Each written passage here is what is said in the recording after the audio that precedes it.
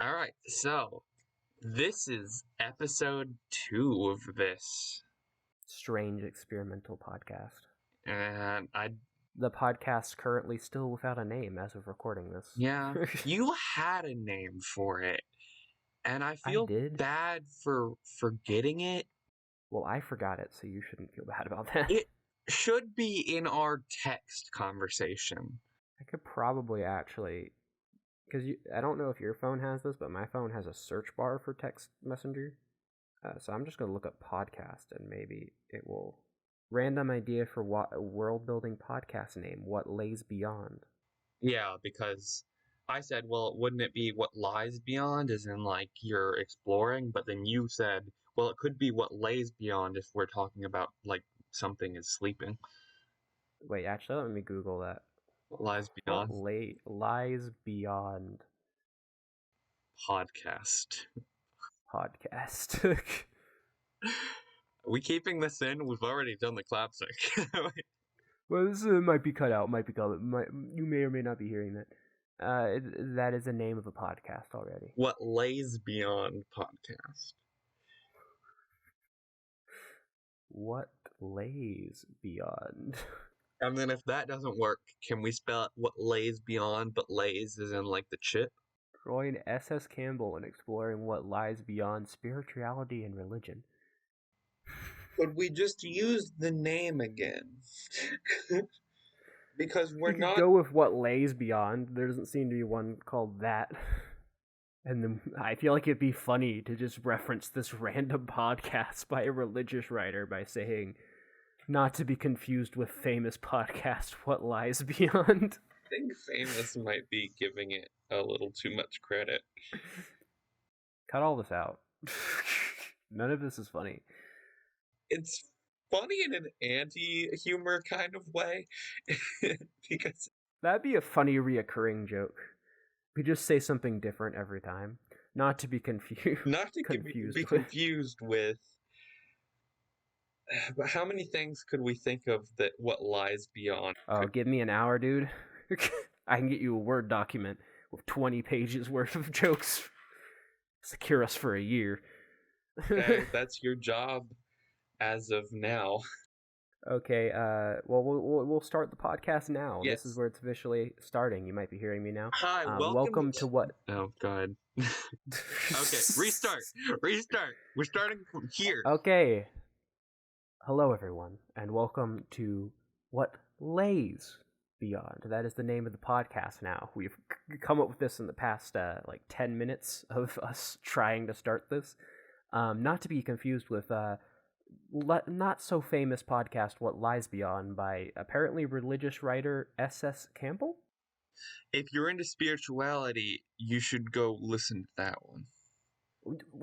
What if like the first sentence is like you can't say that. What if like the first sentence of the beginning of the podcast is like kill the gays or something like that? I don't know. And now we've just supported it. But like I don't. It had good reviews on Amazon. Slaughter the worship the Antichrist. It was about spirituality, not just like religion in general. What lies beyond spirituality? I don't think murder is the answer to that. I think murder is the answer. Well, now you're making us problematic. Well, welcome to episode 2. We have already had episode 1. That was recorded like 2 weeks ago from this. It still hasn't been uploaded. We're very good at our jobs. And by jobs, I mean our hobby. Not even our hobby, just the thing we do when we're bored. Last episode, we left off with various different things. I'm not going to give you a recap. You can go watch it if you want to remember what happened. Watch it. Well, go listen to it, because if it's uploaded by now, it's only got like a single thing that you can look at. So... I'm not going to give you recap on how to play Microscope, but we are playing a sort of modified, a little bit probably version of Microscope, which is a world-building video game.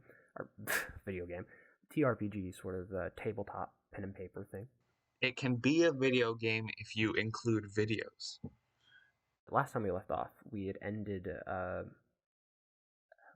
Seth's reign as the focus or the lens, deciding a focus. So today, I believe it is my turn. Yes. At least in our first round for today. And you ready to go ahead and get started? Sure. If I remember correctly, you wanted to focus on like the magic, not magic Mm-hmm. kind of thing. Yeah, that's going to be my focus. The like sort of we could call it maybe neo magic of this world. Eh. That's the focus. Everything in this round needs to be focused on that magic, not magic. It could be an event. It could be anything. Mhm. And let The me think technology of where that's to so start us far off. ahead of anything we could possibly come up with that it borderlines being magic. Mm-hmm. Huh. Oh, in the description of this episode should be a link to a PDF of a science fantasy Bible, as I'm calling it, which is mainly just a PDF version of what we're using to write this, just as our visual, but a little cleaned up and with some descriptions that we've agreed upon. I'll be Mm-hmm. adding to it. That's kind of my job for this It podcast. might not be a PDF because I don't know if that's the best way to do it. It might literally just because we would have to host it somewhere else to download it. It probably, if I'm thinking, will probably just be a link to the Drive document where you will not have any permissions to edit it. We really need to. I think I need to put an event down or a period that thoroughly kind of we need to put down something that tells us what the fucking name of this magic thing is by this point. Because Yeah, I hate having to like change it constantly to try to like I don't want to word it as magic because you don't like wording it as magic because it's not magic. It's science that's so advanced that it can replicate fantastical things. Um, that's already gotta be a word, though. so are we saying that there was magic before the Wayfarer was discovered, or that this sort of magical system arose after the interconnectedness of the various colonies? Well, since it's technology, I feel like it's just always sort of been evolving. Because, like, Well, was there a point, sort of like the Singularity, where it became so advanced that essentially anyone could use it without a level of technical knowledge? Instead, they had these sort of these like their own arts. Like I'm a essentially like a necromancer, but instead of actually doing necromancy, I'm just someone who knows how to manipulate nanobites that enter dead corpses and start the engines back up again, mm-hmm, and I can manipulate them. mm-hmm. I don't know, like, Because perhaps they had advanced magic prior to the Wayfarer being discovered, but after that, there was sort of a mystotonic age as the the technology colonies, was just really advanced, but then once the Wayfarer was discovered and people could just start really sending maybe shit. like individual colonies, um, developed their own versions of using this technology that was beyond a technical level and was more of that sort of mystical level and things like that. Mm-hmm. Um, but then once the Wayfarer started to connect all of them, there was an age where sort of an actual like canon of magic, whatever we call it, since it won't be called magic, appears. Not magic. You know what? Fuck it. Let's go back to our my classic thing that I introduced you to a long time ago, and I think you started doing as well. When you don't know what to call something, English to Latin. uh, Uh, I think people have been doing that for a long time. yeah.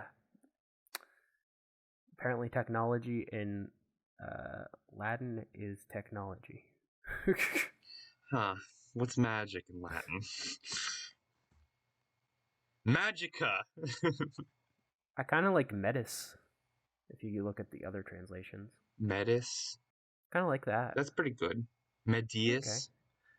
Medeis. We'd have to come up with a way to pronounce it since neither of us know anything about Latin. Well, And I dear God hope someone finds this who does know something about Latin and leaves an angry comment. yeah. Be our first angry comment, please. um, Latin majors, get at it. If you exist. So Medeis will be the name of our magic system, Oh, which I'm assuming is really just going to look like normal magic, but will also give explanations of how science ties into it yeah, to like allow such things. if it's essentially just magic. I just want to make it complicated. Well, every time we introduce a new magic, we'll add to the Bible probably rather than this, since this is more about history. We'll talk about in the Bible how specifically science is used to do it, like with the necromancy thing. You put nanobites in the body, and then you can control them through your mind Yeah. to basically Well, reorder the engines of dead corpses and things like to that, make and it start. simple on us, in our master document, we'll just write magical terms, and then whenever I edit the Bible, I'll fucking come up with something. So I'm gonna say that. Well, we also said that conventions were a very important thing in this world, so I'll bring that back in. Oh my god, Medeis it's practitioners. Dr. Khan. Medeis practitioners from around the colonies. Those are things. Uh, Doctors get together in like convention centers to talk about being doctors. Medeis practitioners from around the colonies create the first centralized mystic theory. In a convention, the secret mystery cult You're a bitch for of mystery cults. Drydia meets for the first time. Dark. So, in a convention, the secret mystery cult of Drydia meets for the first time. Okay. It is now your turn. Yes, I'm thinking about things. Okay, so these practitioners sort of create the first centralized mystic theory, which Yes, implies. which I'm imagining. If you want me to give my explanation of what I meant by that, of course you can pull it another direction as another player in the game. Yeah, yeah. I'm imagining sort of like how we have string theory or like sort of like unified theories like the Einstein's theories and things like that. By mystic theory, I mean all of the different colonies and their different sort of arts that make use of Medeis, which is Mm. scientific technology that is extended so far that it's sort of become unioned with the human body and you can express it almost magically. Um, what I picture is this is the first theory that categorizes the different types of Medeis and also provides outlines of how to achieve mastery in those and how they connect and things like that. Okay, yeah. But the need for that to me It's kind of like implies. a scientific theory, also Yeah, how to discover new things in yeah, magic like the theory of or in Medeis. gravity, theory of evolution. It's not that they're theoreticals, it's more that this is just the culminated knowledge of this phenomena. Mm-hmm. To me, at least, I don't know if that is to you, the idea that this needs to be put into place makes me think that science has almost been mystified itself. I kind of picture that as well, like that magic, like science has become so advanced that you no longer need an in-depth knowledge of how it works to manipulate it, and that's why it's become almost magical. Yeah. Or like still you need an understanding of how to summon things and correctly say the right words and maneuvers to cast essentially. The basically But you need to speak the code that activates the machines, or like you need to be able to write the right yeah, like barcode. or like how a coder uh might not know the specific like electronics that work on a well, I don't know coders that much, but I'd imagine that someone who codes for computer science may not know the specific integral works of how a computer's electronics work, but they know how to tell those electronics to do the things they want them to do. That's the difference between how the Medeis arts work on a technological level and how people know how to manipulate them. So there's still things to be discovered, like how to use these arts differently. Um, Mm-hmm. but they don't necessarily need to know how it works on a technological level anymore. Yes. But to me, the fact that they don't need to know how it works anymore might imply, at least either before this or maybe soon after this creation of this mystic theory, that they've lost the information of how to scientifically use these machines and science. Or they've Do lost. you mean like they can't create any new technology? No, more like, Just that maybe these are lost technologies from ancient times. I'm thinking like, you know how we made the Order of the Findar, and these people have over generations, due to like a thing, have turned what would just be normal historical figures that you would teach about in history class into gods of the universe, giving the gift of how it works. Uh, a similar approach might have happened with science, where people can create things, but they don't look at it from a academia point of view. Mm-hmm. So I kind of want to embed. Yeah, like Medeis is its own thing outside of science. It's the manipulation of the Medeis technologies. Is that what you're sort of saying? Like they don't look at it from a scientific sort of point of view anymore? I'm kind of saying that Medeis might be the successor to science due to the loss of science itself. I only worry about doing that in the case that it locks us away from new technological developments. But if we want to say that whatever powers Medeis can essentially do anything if you know how to code it right, then I guess that's powerful enough to do interesting new things. Yeah, like what if Medeis is like just a specific brand of technology that was basically made to become other forms of technology as long as you knew how to make it do that? Ooh, sort of like the stem cells of tech. Yeah, like a nanobyte, or even smaller, honestly. Something that you can't see, that if you know how to manipulate it right, can basically just become anything that you want it to. Mm-hmm. And that's what the Medeis became. And due to its creation, people have sort of forgotten how to use traditional science and technology. Okay, go on with whatever you want to add. Then we we understand each other now. All right. I'm going to embed a thing here. Just to make it easy, Medeis is invented and distributed. Hmm. And distributed. Well, go ahead and write that. I like it. The thing is, all I was going to point out is one of the cool things about this game that has just been presented here is that is not what I was originally picturing by where I placed my where I chose to place my period on the timeline. Seth has sort of just changed how I picture the flow of history by doing that, putting that specifically there.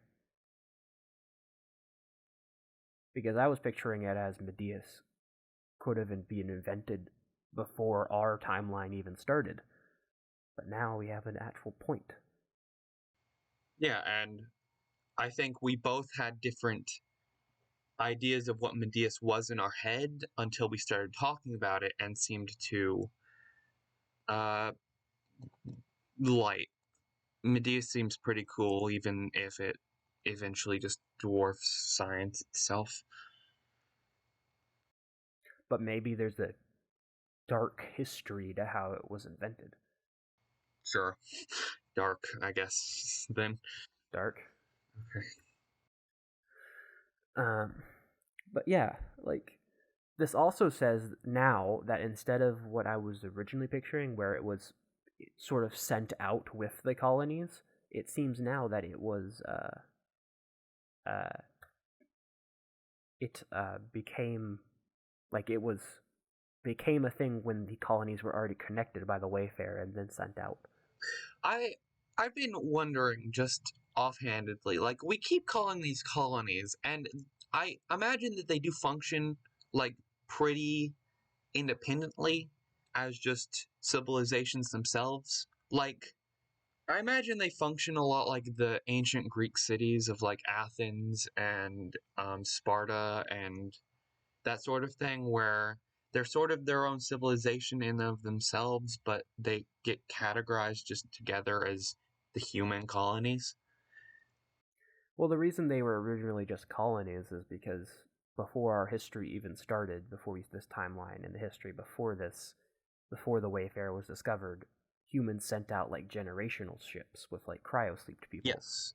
to go colonize planets.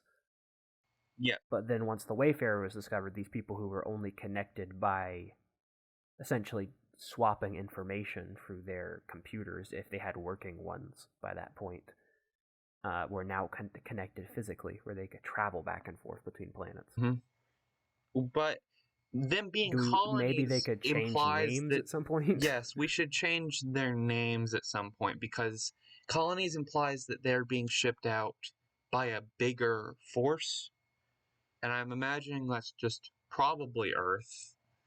But we sort Yeah. of got rid of, we didn't want to really have these people be an actual empire, and them being colonies for Earth kind of makes it feel like they're an empire a little bit. Yeah, no our overarching governments. Yeah. So I do like your idea in that case of sort of keeping it more like the Greek style of city states. Yes. They're like city states or like astral states. Maybe a system or a couple of systems in each of them. Yes. You know. Or at the very least, whatever rock that your city is put on. So yeah, you've added Medeis was invented and distributed amongst the colonies. And I think how we did it last time is we did Two. Two each. two. Yes. And then So switched lenses. I'll do another one. We can probably do 2 rounds this time, at the very least. Yeah, I kind of wanted to even it out because I did the first one in episode 1. So we also, one of the things we wanted to do, or I specifically wanted to do, was titans, as in like big people who are important to the world. Oh, And since we live in a what? are we changing the? Are we allowed to change the focus midway through lenses? No, what I'm doing right now is I'm going to continue the focus. I'm just bringing this back up because Oh, okay. I'm about to talk about who invented the Medeis system. Oh, okay. Interesting. And Yes. putting him, and he's going to be a titan because I'm guessing tech has already advanced so far before even the Wayfarer was discovered that combining with cryosleepness and like aging pills and stuff like that, people can pretty much be immortal if they want to. If they want. So I imagine most people, or if they're wouldn't. not fucking iced by someone. Yeah. So I'm going to talk about who invented Medeis, who is going to be Dr. Flavian. That sounds like something you've already used, Flavian. It is. It's a guy in our D&D campaign. You don't have Astomeer. awesome. Dr. Flavian Astomeer. That's an interesting. This is an interesting predicament. Are they still using like medical or like I guess words like doctor, or would he? I assume some colonies are. Not every colony had that mess up like Fendar did. No. And this is before the Medeis system completely took over. Because this is when it was just invented. At least in this event that I'm putting below the period. Mm-hmm. Later in this period, it might have already taken over since it would be so widespread and distributed. Dr. Flavian Astomeer. Do you like Flavian? I'll go with Flavian. I like Astomeer. Astomeer is great. Not feeling Flavian, honestly. How do you feel for a first name then? It wants to autocorrect it to Calvin, and I am against that. No, Calvin isn't a good name. If your name's Calvin, I'm sorry. Fuck you, Calvin. I'm not sorry. I'm sorry on both Calvin of our from behalf. Kentucky, fuck you. Fuck you. I don't like you. Get out of here. Get out of here! Gavin Astomeer? I'm okay with Gavin. Gavin Astomeer. Dr. Gavin Astomeer. Dr. Gavin Astomeer, after years of shunning from the scientific community, invents the Medeis. I keep hearing the Medeis system in my head, like it was a system that was this real scientific technology, and then people found out how to code it, and it just slowly became this kind of mystical art. I've kind of been thinking of it as like open source, like nanobots, technology. like an open source. Oh god, are we making the golden source of? Are we making the source engine of magic? Yes, magic is just a source engine. We got the TF2 art. We got the TF2 domain. We got the Counter-Strike domain. I've been thinking of Medeis as like a sort of open source nanobite thing, whereas the nanobites, if you knew how to make them into like a dishwasher and could code them into a dishwasher, they could form themselves into the parts and then build up into a dishwasher. I imagine that's what Medeis was, at least initially, and then it was sort of just combined with other technologies that could do mystical things when you coded them. Yeah, like various other systems. And by that point, since they kind of had lost a need for traditional technology, they just started calling it all Medeis. Yeah, like maybe someone eventually figured out, hey, these Medeis particles can alter like elements just if you code them the right way. They can just do fusion. We could just Dear God. do fusion. Dr. Gavin Astomeer, after years of shunning from the scientific community, invents the Medeis system and is killed by it. Oh. I kind of thought we were going to do more with him. No. And is... We'll just do it. Instead of and, we'll do at great sacrifice. At great oh. So we can...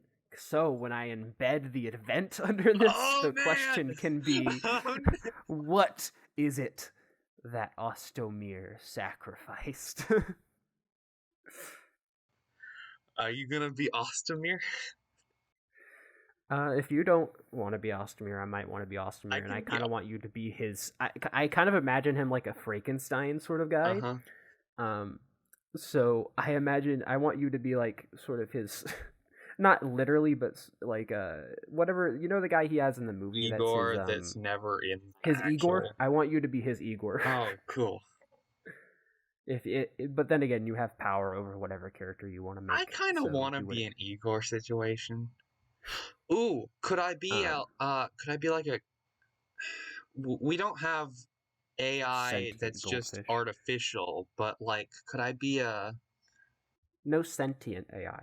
No sentient AI that wasn't a person before. We had agreed on that. Mm-hmm. If you were... You could be a downloaded brain. Yeah, could I be a downloaded brain? Could I be a robo-brain? What are you downloaded into? Toaster. Toaster. I love it. I'm a glorified breakfast maker that just like... He added... Maybe like Astomeer has an entire planet to himself, or maybe another like moon or something like that. That the entire thing is his laboratory, and you used to be just a regular person, but then you were on the verge of death, and all he had to download you into to keep his precious assistant was a microwave. Was a toaster. Was a toaster oven. Toaster oven.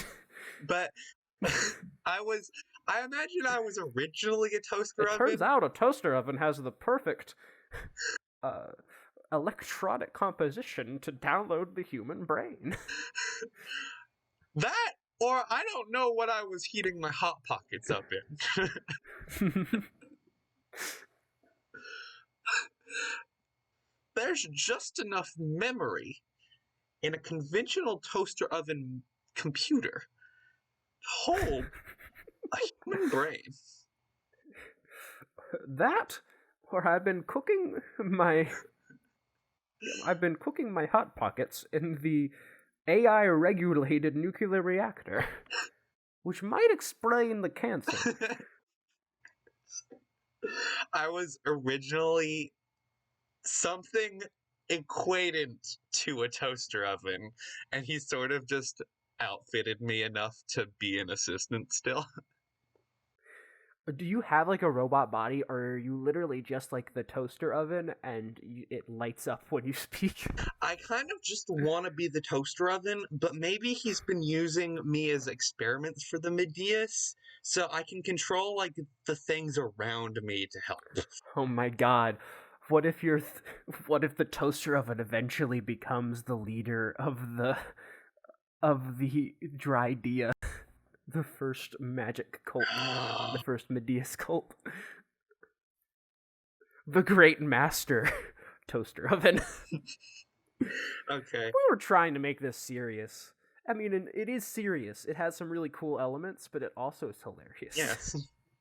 Some of the things we've added in. Okay, so we got Dr. Gavin Astomeer. What do you want to call your character? And then we'll go in for descriptions. Portex? Gore-Tex. Portex with a P. Portex. Or simply Heatatron 850. Gavin doesn't remember what to call him, and sometimes he just reads what's on the front and it says Hedotron. Tron. 450. 450,000. Yeah. It's always something in the thousands. It's never hundreds or something. Or 500. Yeah. And then descriptions. How I sort of imagine Gavin is sort of this mad scientist type persona. Once a great mind has become obsessed with a universal technology called Medeis,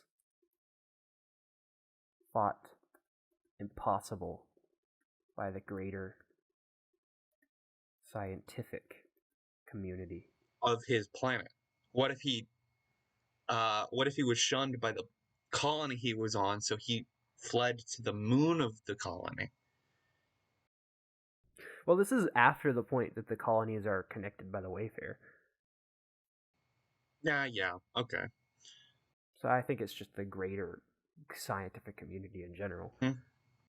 The Fendar guys were like, "You're cool," but then they were like, "Do you want to join our cult?" And he was like, I'm good." Good. Oh, it would be such an FU for him to get satanized later. But I imagine the Fendar after this starting to use the Medeis to have like be the clerics of the world. So. No, satanized. Not satanized. Satanized. Like he's Saint Galvin. Saint. Oh yeah. That's perfect. That's perfect. Beatified, I think, would technically be the word for that. Sure. I don't know. Beatification. Public veneration. Canonization is when they're canified as a saint. Well, then he'd be canonized. So he's a mad scientist type persona with once great mind, has become obsessed with a universal technology he called Medeis, thought impossible by the greater scientific community. What if he's like One Punch Man and he lost his hair through scientific experimentation? Just bald. Well, also, he might just like being bald. Not having hair means something. I don't have to worry about hair, and I can focus more on my studies. He's a bald man, and has. I'm just picturing Dr. Kleiner from Half-Life. A single eye maintained in a floating vesicle tank hooked onto him like a monocle. How do you spell monocle? That he holds up to things when he needs a closer look. So is he blind other than this eye? No, he has a normal eye on his left, and then his right eye is just sort of a cable that goes down to a little tank that he has that has a floating liquid with an eye in it. Oh, so does he have like an eye stalk that he can just control and look at shit with his eye in the tank at the end? It's sort of like he can attach it back to the eye socket and make it just basically a normal eye, but the eye floats around, so sometimes he has to tap it to get it to go back in place, like a lazy eye. Uh-huh. But he can also detach that, and a cable comes out to still have it connected, and he can like a monocle or something like that. He can put it really close to read things or things like that. That's how I imagine it. Now let's talk about Portex. Okay, Portex. Toaster oven. He's a toaster oven. Toaster oven. Now, is he a toaster oven that the brain's Human been mind. downloaded onto? I kind of like the idea of just he's a brain in a jar that's been hot wired onto this toaster oven. So he's a brain in a jar that's like, is it like, it's like a tank at the top of the toaster oven that's metal on the top, metal on the bottom, and it's just been soldered onto the top of the toaster oven. Yeah, and then like there are just a couple wires that are connecting it into like the make it to where like it's noticeable when he's talking, so he's been hot wired into the toaster oven just so that he can like light up the lights in the oven to itself. a toaster oven. And we were gonna say he's an assistant. Assistant. An assistant to Galvin, but disenfranchised with Medeis as a whole. Disenfranchised. He can't really. Later we want him to be a master of the new Medeis stuff, but he can't really right now, considering it's just being invented. I think. I think being a brain in a jar, he's kind of disconnected a little bit from. He's sort of sad and mad that his friend has dedicated his life to something that has made him shunned by the community that he so much desires. Okay. Anything else we should know about Portex? He might be a little angry. We don't really have a description of how he looks, considering he's a brain. He's a brain. Well, that's what he looks like. That's he might be a little mad that he's a toaster. Mad Galvin didn't choose anything but a toaster oven. We're not clear if he's a toaster oven or a nuclear reactor, right? I think that's part of the joke, is that Galvin and him are not quite sure what the machine was. They've been using it as a toaster oven, but they're not sure if that's what it's designed for. Portex was dying of cancer. And his brain I put you in your favorite toaster oven, Portex. He was only using it constantly, and that's why he had cancer, because it wasn't meant for that. Yeah. This is secretly just actually just a generator that just so happens to have a panel that you could technically heat something on, but it's mad not supposed to. So, okay. We've got all the information we need to start acting it out and then come up with an answer. Keep in mind, the question... I kind of know what I already want the answer to be for this question, but I won't tell you it so we can keep the improv interesting. The question is, what is it that Astomeer sacrificed to create the Medeis system? Would you like me to begin? Sure. So, in this kind of dank, almost crumbling apart laboratory built. You can see through a giant window in this room that we're in the surface of sort of a traditional looking moon somewhere in the galaxy orbiting around this massive planet outside. Distance across, spanning across the entire scape of I'm gonna the say it's planet is, purple and not just gray. yeah, the moon or the planet. Moon.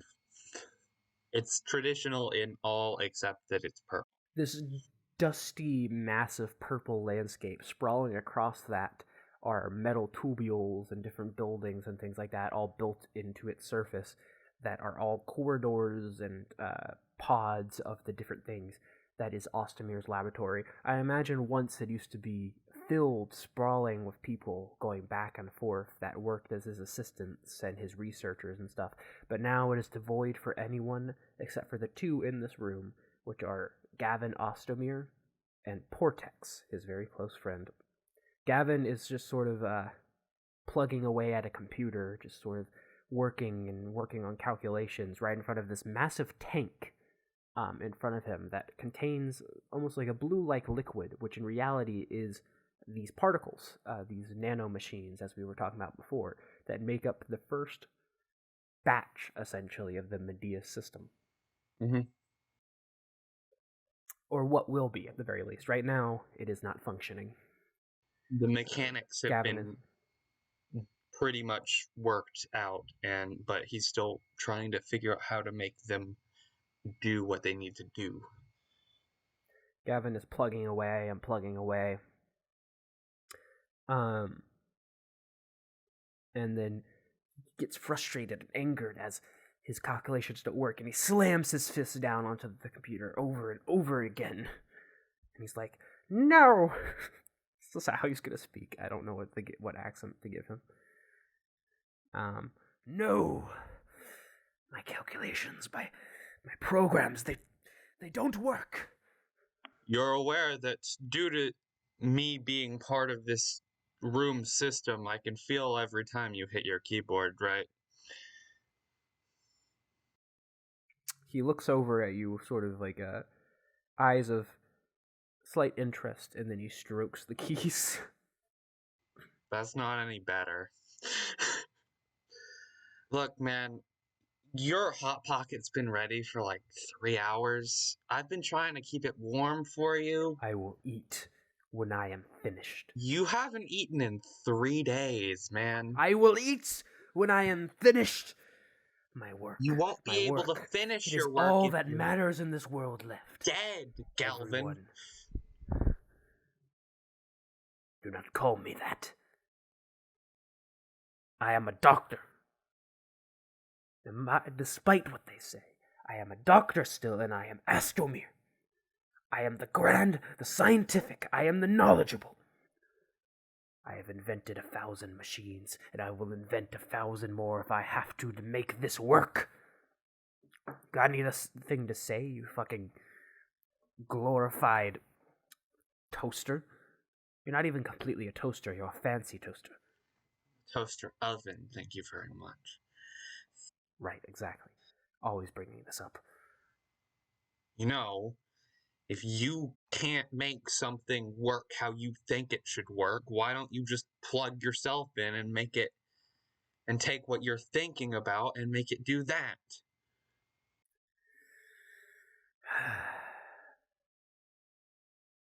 What are you suggesting? You're trying to program something to work how you can see in your head, but I've known you for long enough to know that the only person that can make what happens in your head possible is you. So, and it pains me to say this, the best code possible for this machine that you've been working on might just be you, Galvin. You know I simply cannot do that. As he looks away, almost in a brooding shame. You know the reason. I know you want to see your machines working, but No, that's not it. It's because of the years of cocaine. My brain is all fucked. Is that actually gonna be the reason? Yeah, my brain, there's holes everywhere in it, eaten away. Why do you think I made that? And then he points over to like this genetically modified creature that's just sort of an eternally screaming blob going across the floor. I made that for absolutely no reason.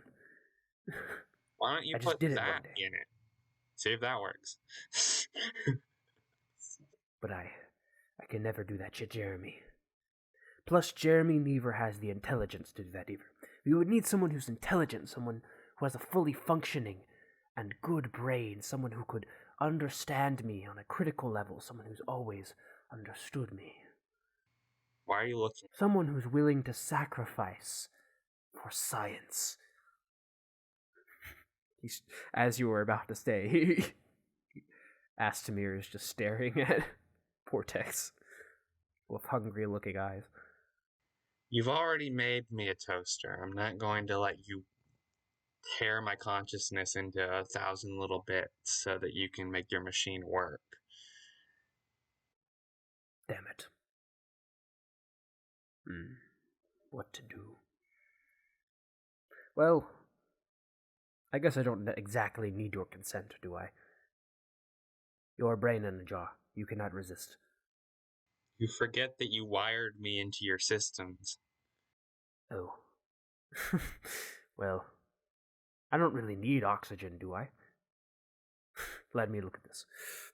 He goes over to a personal file he has on himself and he detaches his eye in the jar and then reads it on himself and he says, yes, I do indeed still need oxygen. That is unlucky. I'm sorry, Galvin, but I think I need to do this. And I imagine there are several robotic arms that they've both used to like help with menial processes. And I think that they should grab Galvin himself because I don't know what you're doing, James, but I think Galvin needs to die to make this happen. What I was doing, and I planned from the beginning, is that he was going to betray Portex and sacrifice him to the thing, and then Portex would become sort of like a creature where he was literally just a brain that controlled the nanobites around him to like float around and things. Oh. Maybe keeps the appearance of a toaster oven for old time's sake. I do not You know can make why I am anything a out of it. toaster. What? I do not I do not know. know why I am a toaster. But I simply am in my soul. Yeah, that's pretty Well, we could head in either direction. I feel like either of them works as a sacrifice. You just said that you didn't want Galvin Astomeer to die here, so that we could use him again. Well, thinking about it, I was like, but wouldn't it be like poetic if the scientist became what he was trying to complete in order to complete it? What if he becomes like some sort of eldritch creature when he gets thrown into it? We could do a like minor little fight scene between them as they try to resist each other, and then one of them gets thrown in, probably Oh, Gavin. we could do both. In the Ooh. process of them fighting, both consciousnesses become uploaded into the machines, And leaving then they become two different things, maybe. no, becoming the same thing. We've kind of explained that. Portex Astomeer. I'm kind of thinking that the consciousnesses would become the source code for the Medeis. And The only thing that I have a problem with that is that we've already discussed ideas of them both showing up again later in the timeline, yes, which they can't really do if they just become the code. Portex could still be the brain in the jar. Like, he could not be Portex anymore because he'd just be a blank brain in a jar, I guess, left to develop into a new person. But then Galvin could create himself a body if he regains some level of consciousness.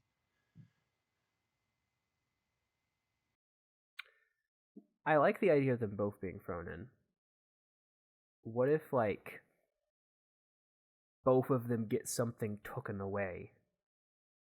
Like, since Portex lacks a body, what if it's the opposite, where Galvin gets his body taken away and becomes part of just the source and basically gets thrown across everything, and then later on he can find out how to manipulate it and make himself a body out of Medeis or something like that. Mm-hmm.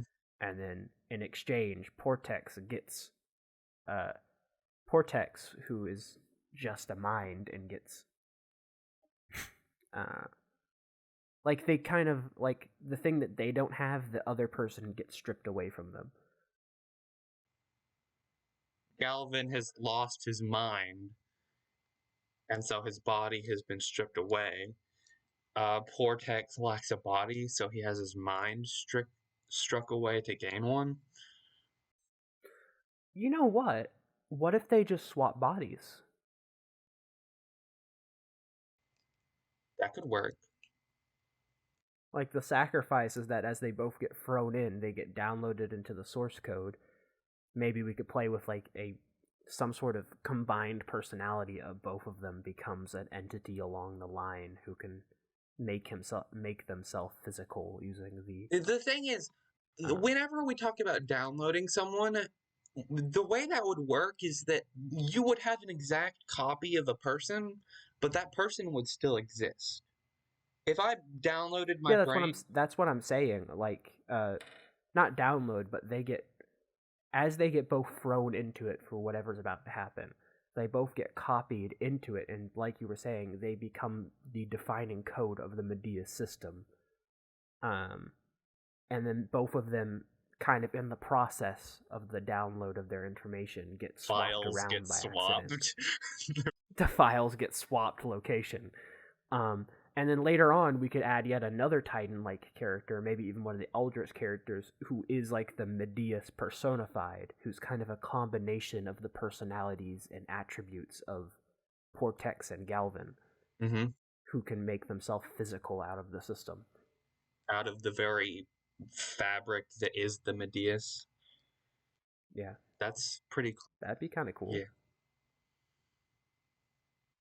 Does that gel with some of the ideas you were having as well? Yeah, that gels with some of the ideas because I want them both to sacrifice, because Galvin has put so much of his life into it that I feel that it is kind of poetic justice for him to become part of it. And Portex is kind of Well, the things they could both be sacrificing, then, like you're saying, he's put so much into it that Galvin, when it does succeed, because he's no longer in his body, he doesn't get any of the credit, because Portex has his body now, and Portex goes on to get all the credit by taking credit of it. But then in exchange, Portex sacrifices his friendship with the now Gavin inside of his previous brain by doing that. Yes, that's pretty good. That's pretty good. Are we role playing this, or are we just gonna say that that's fine? I figure we can role play the fight, and then we can go on to explain the aftermath after that. So So Portex is going to start the fight that leads ultimately towards them being both thrown in. So tell us how Portex starts. Portex sees that the only way that this can work is if Galvin makes the sacrifice that he's not willing to make. So he's decided that he's going to make it for him. And so he uses these mechanical arms that are around the lab as like tools for holding and manipulating things. He goes grab Galvin and pull him towards the machinery used to download or upload a brain. Since they both had been kind of discussing this beforehand, right? Mm-hmm. As you're kind of going in to grab him, as Portex is, I imagine Gavin has the exact same idea, but to do it to Portex. So Gavin is going onto the computer and has already started up the code that will download a brain in. Just as he feels himself being wrenched away, he presses the enter button to start it. What if it has two ways that you can upload a brain. If your brain is already in a jar, you can upload it straight from the processes in the jar, or you can be in the machine itself to upload, and that's why they're both being uploaded, is that both. No, I kind of want it to be that they fight a little bit before it, and then they just both end up inside the chamber. That's fair. But if you want to put it on like that, would honestly just be probably better because it will end it faster, and we've already been on this for quite a while. Yeah. So, like, Okay.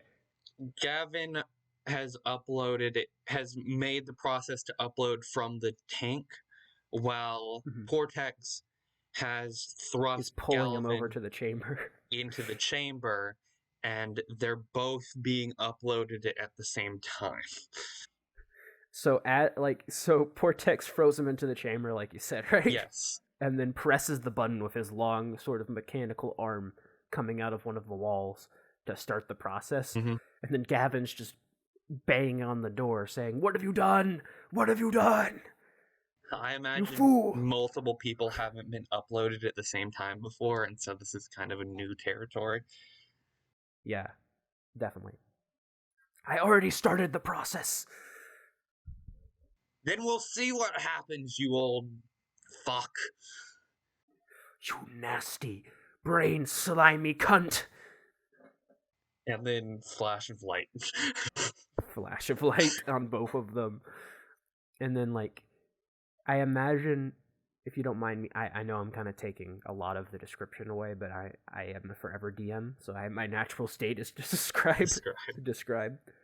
But I imagine, like, that big tank of prototype material changes from a soft blue color to, like, sort of a bright yellowy or something like golden. that, slowly.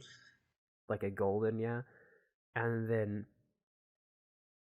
what happens after that? So I think there's probably a power shortage. Like, this flickers on and off.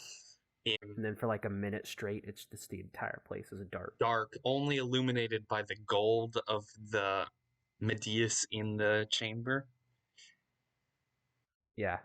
And then the door of the brain machine is pried open by now Galvin. I've been calling him Galvin, but it's Gavin. Well, now it's Galvin. Galvanized Portex pries open the door and is like probably pretty shooken up.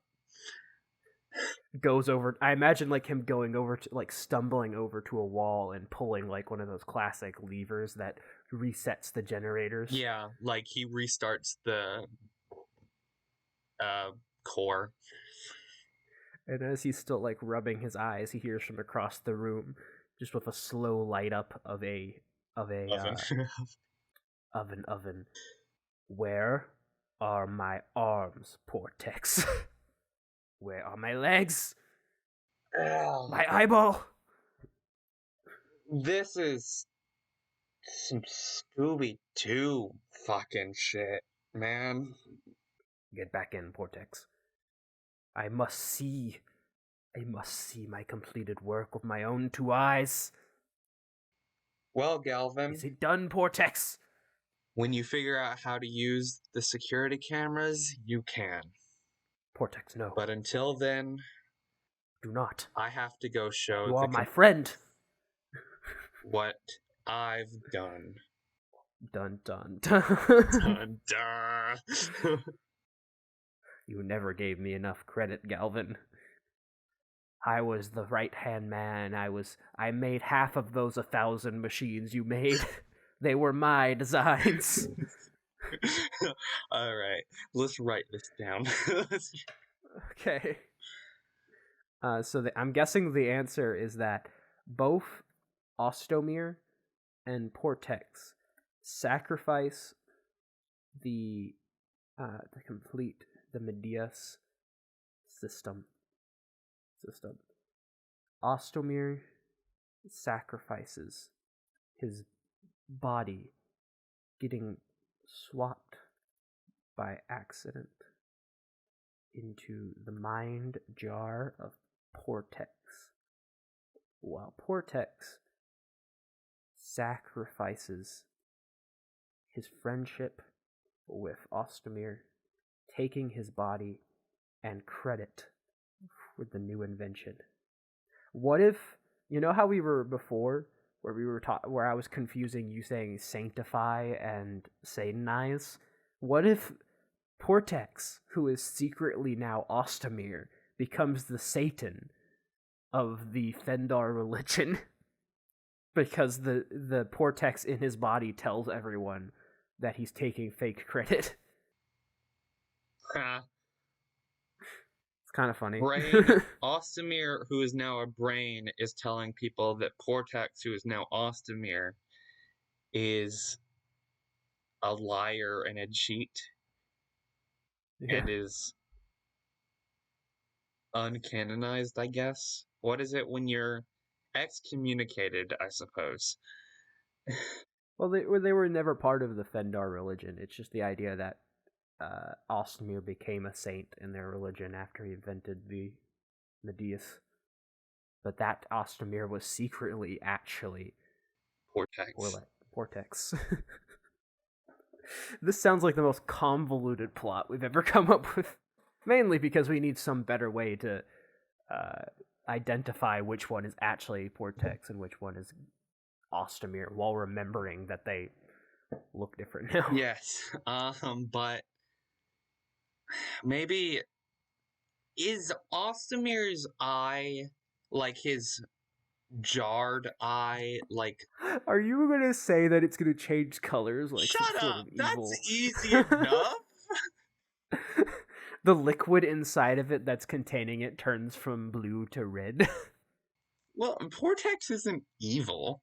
He's just. What was the color of Portex's brain jar goo? I imagine Portex was green and Ostomeer was Purple, since those are on the opposite purple. ends of the.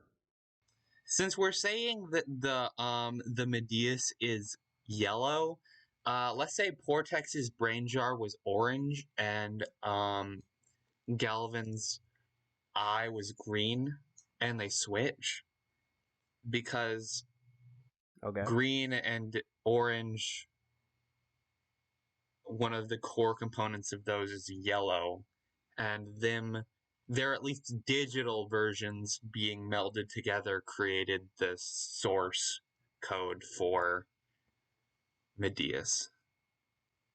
Okay. I like it. We've got a lot of interesting things in play now. Well, we should explain at least just in the next sentence on this that they're two consciousnesses. The copies of the Well, conscious. it says there that they swapped. Ostomeer sacrifices his body, getting swapped by accident into the mind of Portex's jar, while Portex sacrifices his friendship with Ostomeer, taking his body and credit for the new invention. Yes, but I'm just saying that, like, they're combined Oh, okay. consciousnesses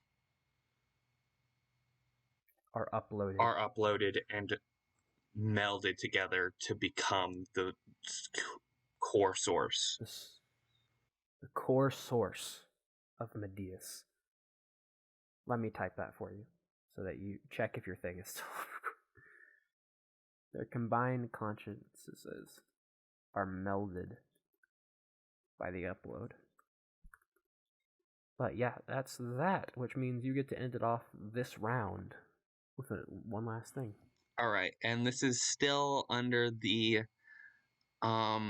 focus of Medeis. It can be anything of Medeis. It could be a new period, new event. You could even put a scene under that idea event that I had already. Mm-hmm. I want to or any of focus these a other little events if you bit can think of something magical. because we've been doing a lot in the beginning of this universe. I want to go to the apocalypse descend upon civilization. And I want to, because I've had this idea, I want to, because after Medeis is invented, it soon just becomes all of technology, which means that it's probably also what the cybers use. Yep, it's the universal technology. It's the universal technology. So, I want to. Maybe like the cybers might still just I feel like there's a level of technical degree in making cybertronics. Maybe they use like a magic. Maybe it's like artificing, where they use magic to slowly craft an item, something like that. Still, The I want there to be some skill to it the at the very least. cybers definitely aren't just masters of the Medeis. Maybe the Medeis was used to create their cybernetics, and Mm-hmm. and the core source is still used as like the operating system, but Yeah, they're specifically separate than the Medeis. I like the core source a lot. It's just a fun thing to say. Uh-huh. The Apocalypse descend upon civilization. I want to prove that the Apocalypse can die. Okay. And so I'm going to say, I'm going to do something that I don't like to do. I'm going to kill one of my characters. Dulark ignites, I guess, detonates the quasar core. His quasar core. His. That's so dramatic. He explodes himself to kill an apocalypse. Core imploding an apocalypse. Well, you could use this as a chance to name one of the apocalypse. Imploding.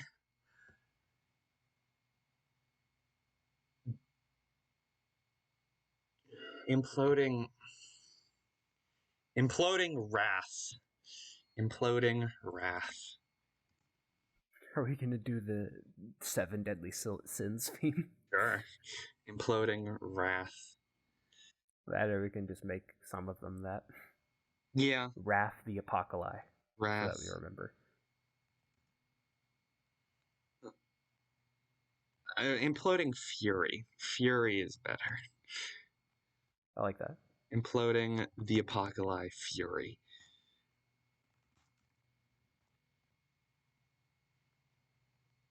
His quasar, and that introduces the quasar core, which is something that we talked about after recording, that makes just I enough. think we talked about it in the recording. I think that was part of character descriptions. I don't know, but the quasar core is. I'm just gonna make sure that quasar is the right thing. No, it's a pulsar. I'm going off of the if you can prove a god can bleed, people will stop believing in them. I'm guessing that there's going to be a lot of events in the future before this happens underneath the apocalypse descend. Yeah, probably. But yeah, cool. End of that round. You know what? Dulark had a good year, good amount of years in his life. He seemed to be alive before the human division, and now lasted a couple eras after that. Yeah, he's probably a few hundred centuries old. So now it's your turn as the lens once again says. Okay. Remember, we have some foci down at the bottom. Yeah, the ones I added. Suggestions. I think we need to focus more on a few specific colonies, or I guess now civilizations. Like, we need to work out some planets, we need to work out some people, like, it'd be the equivalent of, like, figuring out what the countries are, or I guess the main countries, or something, because I need to, like, we need to get, like, cultures and customs and shit off of that. So yeah, you want to make the focus cultures? I want to make the focus, yeah, cultures. I want to make it cultures. Because different cultures could then become like different kinds of people. Because we have so far just regular people and then cybers. And I feel that there's. Well, we have a few colony places and people types up. Like, we have the Order of Fendar, we have the Star Rangers, which you could kind of count. We have the Creepers, Well, I'm thinking the that Cybers. those are We like, have Babylon as a thing. yes. Well, we haven't talked about it at all. I'm thinking like D&D races. So far, all we have is the humans and then the cybers. I kind of want to Well, get a there few more of is. those in. Just, you know. We didn't say no to non-human races in this one. Did we? So I feel like we were. Yeah, I feel like we were like trying not to do that. At least we were trying not to be like having hundreds of them, but we didn't specifically put it in the nose. I mean, We wanted to focus on humans dividing into like different races with like the human specialization thing, mm-hmm. but we didn't say no aliens. We didn't. We left that open for ourselves, so we could also do a bit of that. Well, then, how about the focus becomes races? And races is more as like in the D&D, I guess species. Species, yeah. In sentient species. That'll be the foci. Okay. You are the lens, so it's your first turn. I think it has to be under the human division at least somewhat. Yeah. Currently, all we have is the cybers becoming their own things, but it would imply that there would be more divisions. Yeah. We have 2 rounds each. We could each do a round of a new human species, and then we could each do a round of some sort of alien thing. All right. Yeah, I like that. Well, I kind of like the cybers being the first human one, but then I also kind of like the idea of people that are genetically modifying themselves to be the perfect kind of people. We did have bioengineer or bio modifications as one of our guesses. Yes, I like that. Like biopunk stuff. Like people who were, as a civilization, trying to make themselves perfect humans. I'm gonna put the first generation of sub is the thing for being under human. So what's the thing for being over something? So you're like thinking subhuman versus like a Of superior human? yeah, but like what's the pro? There is no defined prefix or word that is the opposite of sub. However, the higher level of subcategories are simply categories, and the lower level of subcategories is a further down categories. Thank There's you. no. Yeah, there's none. I guess this is one of those things where we have to create our own word. Humanity. Well, you could do the. You could copy it straight from X-Men with like the Homo superioris. That's it's a species name for Mutants, humans and which is pro-human, proto-human, pro-human. proto-human, or like proto Well, means that would be like before human. yeah. So what's after? What's the opposite of proto? There's probably going to be not a one for this either. Proto. Ultima. Ultima human. Ultima sapien? That's pretty cool. Or Homo ultimus. Be good. All right. Okay, we're back. We're back. Explain what you added since we lost a little bit there. Most of it was just us sort of debating over the idea that we were doing, trying to make it like we kind of had a misunderstanding where I thought he was doing a certain type of idea as a like a neutral race or a good race when he was trying to make it a bad race, and I was worried that You were worried about my views as a person. yeah, I was worried about the things that we were discussing being coded as neutral or like okay or even worse, good. But now we both know it's a bad thing. Yeah, no. Perfectly fine. Perfectly. This These are is evil fucks. It's fine. Well, at least the the society is people evil. who are doing it are evil fucks. Individual, it's a case by case basis. Yeah. And what we're going with is the first generation of Homo ultimus are created from kidnappees using Medeis as a way of spreading the influence of the Of the what, Seth? Of the what? Council of. I'm not creative. The Council of Masters. All right. Okay. And that was underneath the human division, which was generally a light event. So I'm going to add another species that will be light to balance it off. Good. We said that we would both do 2 human division species, specialized species, and then we would do 2 alien ones. Yeah, because for some reason we were working off of the idea that only humans exist. But we That never was said technically not a no. no. We never said no to aliens. I feel like that might have been one of our debates in the first episode. Probably. I don't know. If that is the case, someone remind us, or I'll Be our remind first mad myself more comment. likely. Be our first mad comment. Please. Please. We're just masochists. If someone is our first mad comment, I will, in fact, print out the comment and hang it on my wall. He will take a picture of it. And, oh wait, here's one of the rules. You can't be one of the people we introduced to this channel. You have to be someone we don't know. Yes, you can't be. Yes, that's the caveat. I can't know you personally. Okay, and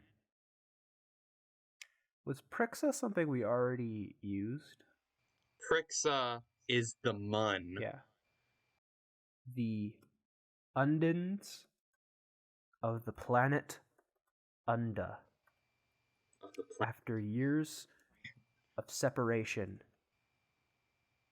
Decades. After millennia of separation from man, develop the ability to manipulate their own neurochemicals, controlling emotions. Controlling their own emotions or other people's emotions? Their own.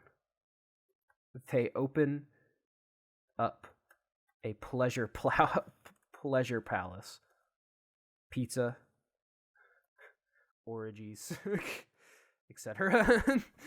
Yes. On their home planet. The 2 of on Unda. The Undies. This is a light event. The Undine.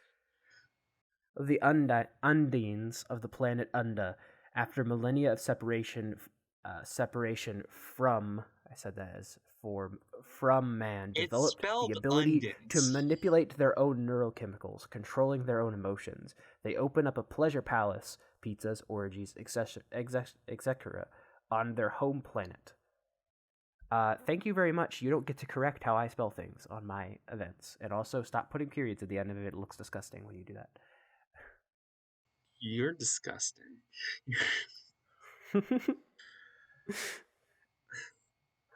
I spell it that way. That is how it is spelled. Okay. The Undines. Fair enough.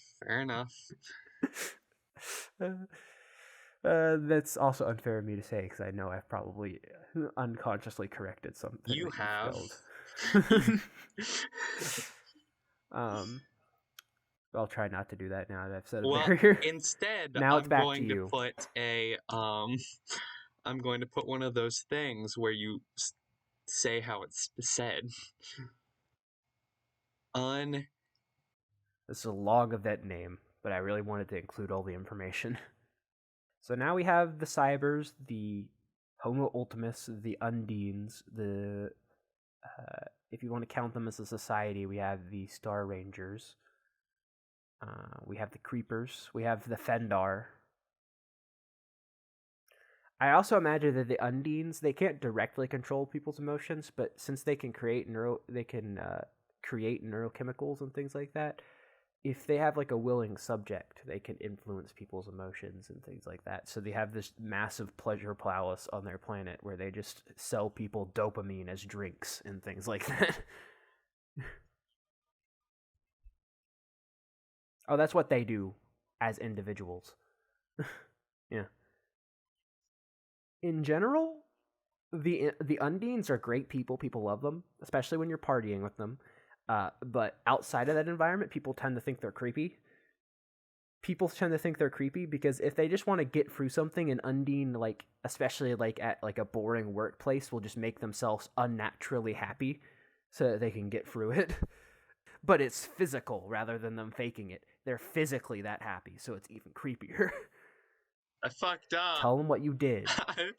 I was typing and I needed to use the dash because it's for one of those like word That's what spellers. you did? I Yes. didn't even get that, but that has dash as his turn off button, and the motherfucker decided to put a "this is how you say it" pronunciation guide next to Undines, and he had to do undash dean dash, and he did it without even thinking about what he was doing. Yeah, because I forget that it's mine off, and because I signed on to plus and off to minus because some reason that made sense in my head. When we're playing video games, I never press those keys.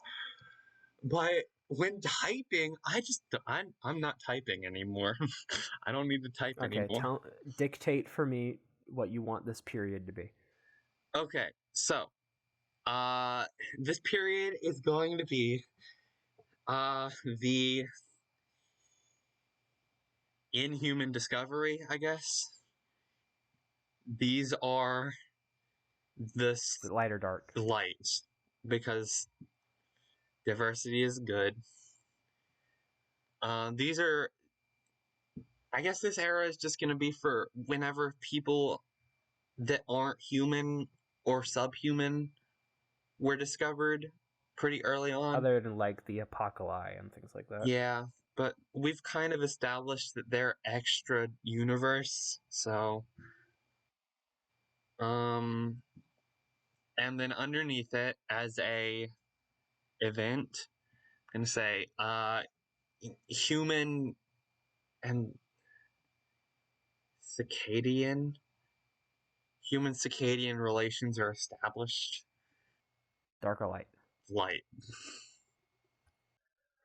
So within the inhuman discovery, human and circadian nation relations are established. And circadians are kind of just cicada people. Yeah. We can get into their intricacies later. For my inhuman discovery, I am going to talk about. You know what? Fuck it. I could just slightly rework my idea before that was going to be non-sentient to make it sentient. I'm going to talk about the cure. The cure are first. The first cure colony is found.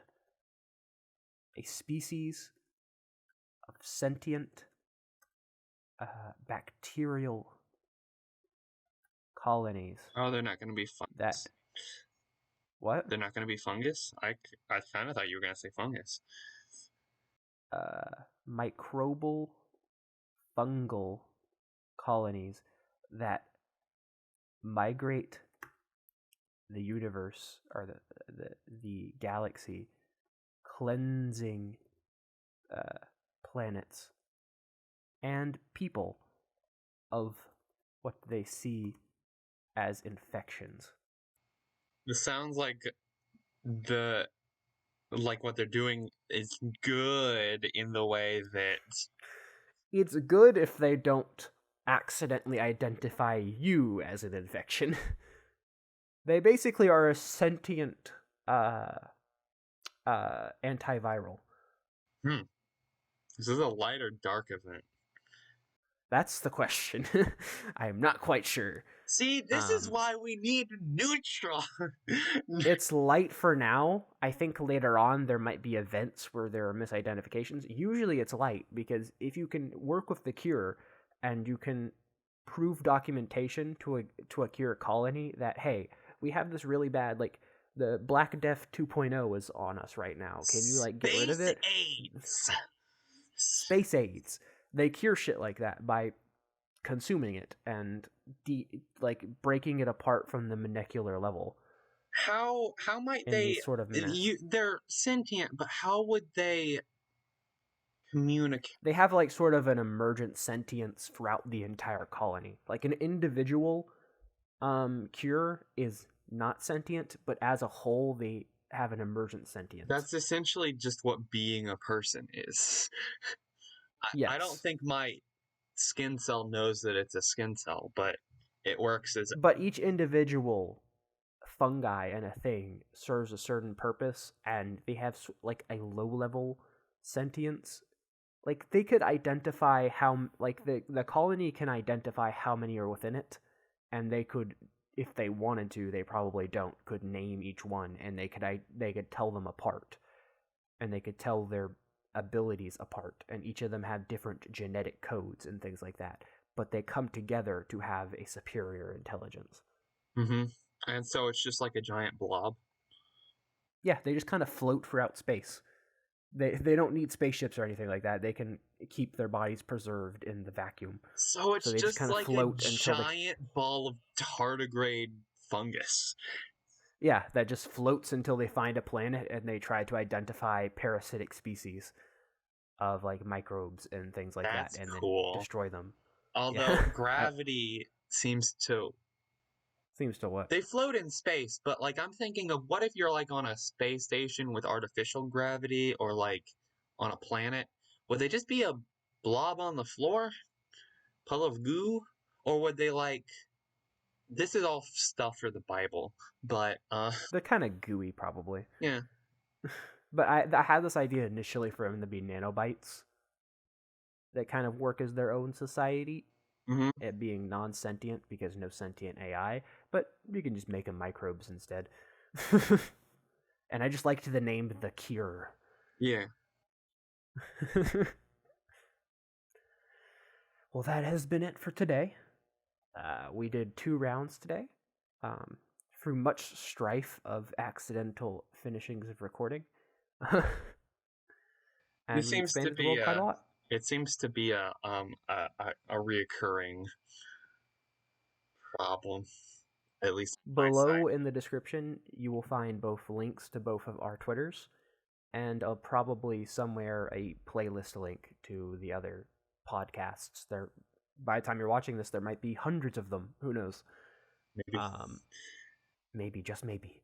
Uh, and you will also find a description if Seth a very good thing that Seth has put together that we call the Bible for this series, which basically tells you extra information and stuff that we've discussed together that has become canon about everything we've discussed, sort of cursory here.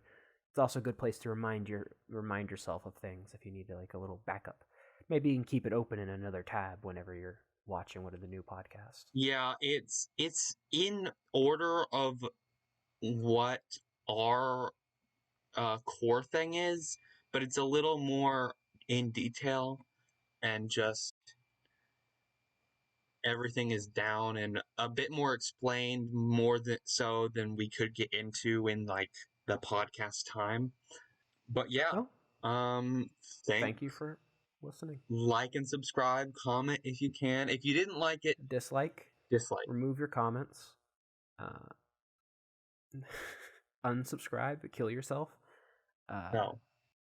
No, The sorry. the suicide help hotline number is Not on the screen right now because this is a podcast. yes.